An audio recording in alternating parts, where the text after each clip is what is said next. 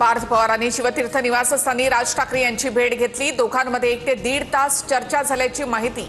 चर्चेचा तपशील मात्र अद्याप गुलदस्त्यात। नीलम गोरेंनी हॉटेल आणि कार्यालयामध्ये खरातची भेट घेतली। तृप्ती देसाईंचा खळबळजनक दावा। मंत्रिपदाबाबत भविष्य विचारण्यासाठी भेट घेतल्याचं वक्तव्य। चौकशीची मागणी करत देसाई उपमुख्यमंत्री शिंदेंची भेट घेणार।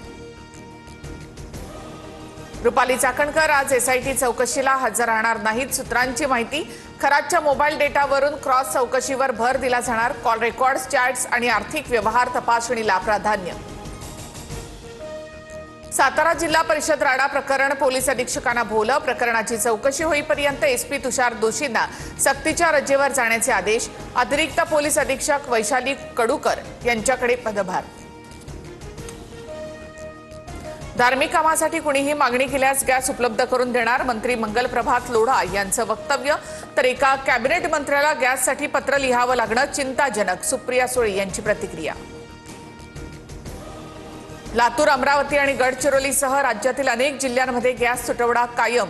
एजन्सीच्या बाहेर तासनतास नागरिकांच्या रांगा। तर नांदेड आणि कोल्हापुरात एलपीजी साठा संपल्यामुळे पंप बंद करण्याची नामुष्की।